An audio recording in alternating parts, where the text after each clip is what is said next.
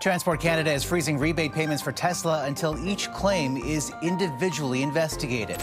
Mark Carney campaigning in Windsor, the heart of Canada's auto sector, at a moment of crisis. Donna, vehicles are Canada's second largest export by value at $51 billion. The vast majority of those, 93%, go to the U.S. Go to the United States and you'll feel the impact. Tesla, the electric car giant, has just been hit by a seismic shift coming straight from Canada. We're talking about a multi-million-dollar blow that threatens to rewrite the fate of Elon Musk's company. Could this be the end of Tesla's golden era?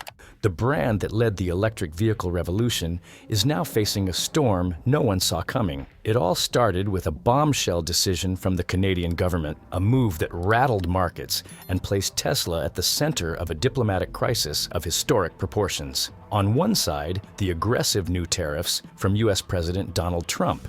On the other, a bold response from Canada's Prime Minister, Mark Carney, who decided to take direct aim at Tesla. But this isn't just a battle between two countries, it's a reflection of something bigger. Behind this clash lie the hidden gears of a global trade war, the crisis in the automotive industry, and a fierce struggle for control of the electric vehicle market. Get ready, because in the next few minutes, you'll understand exactly how Tesla ended up in the eye of this hurricane. We'll expose the details behind this Canadian maneuver and how it threatens to topple not just Tesla, but also the delicate balance of the American and global economies. The geopolitical backdrop to this crisis goes far beyond a simple cut in incentives. What's happening in the global automotive industry is tied directly to a complex chain of political decisions and economic disputes. At the heart of this turbulence is Tesla, a company that, unwittingly, has become a key player in a high-stakes trade war. It all began when the Canadian government launched a direct counterattack against Donald Trump's tariffs. In response to the U.S. president's aggressive policies, Canadian Prime Minister Mark Carney didn't hesitate. He officially removed Tesla from the country's electric vehicle incentive programs and froze all payments the company was entitled to receive. This decision didn't just jeopardize Tesla's future in the North American market. It also rattled investors and shook the company's stock. But there's much more behind this political move. Excluding Tesla from Canadian incentives wasn't just a message to Elon Musk. It exposed the vulnerabilities of a global supply chain linking Washington, Ottawa, Beijing, and Brussels. At the core of this dispute are strategic issues like dominance over the electric vehicle market, reliance on international supply chains, and the escalating trade conflicts between the United States, China, and Europe. The spark for this crisis was simple but devastating. In retaliation for Trump's automotive tariffs, Canada decided to cut Tesla's subsidies, accusing the company of aggressively exploiting the National Electric Vehicle Incentive Program, a move that now threatens to destabilize not just a brand, but the entire political and economic framework supporting the global automotive industry. The question hanging in the air is clear. How did one of the world's biggest electric vehicle manufacturers end up at the center of this diplomatic earthquake? What strategic moves put Tesla in the Canadian government's crosshairs? And most importantly, could this tariff war end up dismantling the North American automotive market entirely? In the next few minutes, we'll dive deep into these behind-the-scenes details and uncover every play that led to Tesla being excluded from Canada's incentive system. The Canadian bombshell wasn't just political, it was economic, strategic, and calculated down to the last penny. What seemed like a mere trade dispute turned into a direct attack on Tesla's financial core. The Canadian government didn't just block Tesla from accessing future incentives, it also canceled a massive 43 million Canadian dollar rebate that the company had already factored into its cash flow.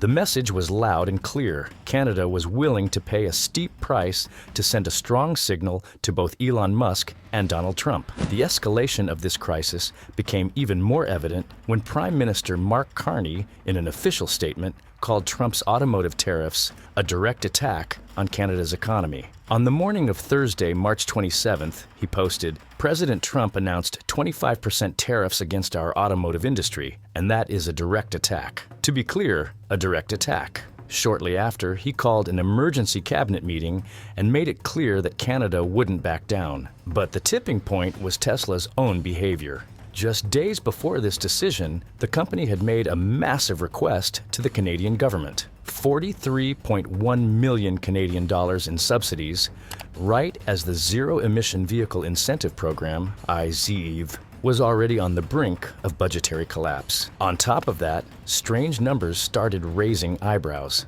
In a single weekend, 4 Tesla dealerships in Canada sold 8,753 vehicles, an astonishing average of 1 car every 30 seconds. To the Canadian Automobile Dealers Association, those figures didn't add up. To them, it smelled like system manipulation. Transport Minister Krista Freeland didn't waste time. She launched a formal investigation and immediately suspended all pending payments to Tesla.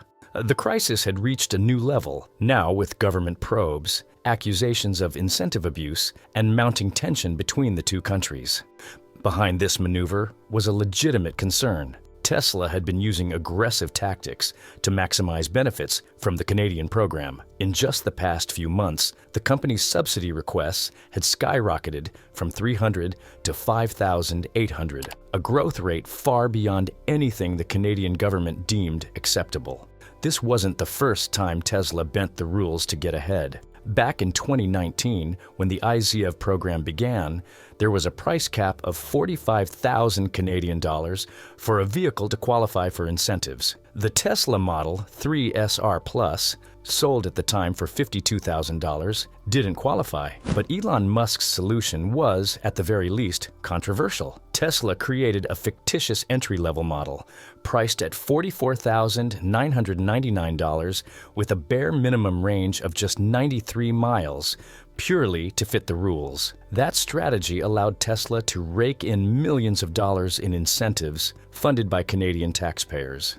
Since 2019, it's estimated that Tesla has claimed roughly 115 million Canadian dollars in subsidies, the largest amount received by any company in the program. The current situation is a direct result of that aggressive policy. With a total of 713 million Canadian dollars in incentives accumulated since the program's start, Tesla became an easy target for public and political outrage. But the tensions didn't stop there. Across the border, Donald Trump was gearing up to drop his own economic bomb. While Canada and the United States trade economic blows, you, as a consumer, worker, or investor, are also caught in the middle of this battlefield, even if you don't realize it right away. Trump's decision to impose 25% tariffs on imported cars wasn't an isolated move. It was a calculated strike to bolster American domestic production and reduce reliance on foreign parts and vehicles. But this strategy has direct consequences for your wallet and the market you live in. Trump made it clear these tariffs have no end date. And he went further. He threatened even steeper tariffs if the European Union sided with Canada against the United States. The stated goal: boost local production and protect American jobs. But in practice, this measure could backfire. Economists and experts warn these tariffs could significantly drive up production costs for all automakers, including American ones. After all, even made-in-USA cars rely on a complex global supply chain. That means the cost of building vehicles in the US will rise, and who's going to foot the bill in the end? You, the consumer. Automakers will have two choices: slash their profit margins drastically, or pass the cost increases onto the final price of vehicles. This could turn even electric cars, once subsidized, into a luxury out of reach for most American consumers. And it doesn't stop there. Companies like General Motors, Ford, and of course Tesla, which heavily rely on imported components, are under pressure. This policy could erode the competitiveness of American brands on the global stage, hurt their sales, and in turn, threaten thousands of jobs. Trump's tariffs will officially take effect on April 3rd. From there, the trade landscape will grow even more turbulent. Expect an escalation in trade wars impacting not just vehicle manufacturers, but the entire supply chain, from steelworkers to dealerships. The balance of the North American automotive market is about to be shaken. And don't think this is just a fight between corporate giants or distant governments.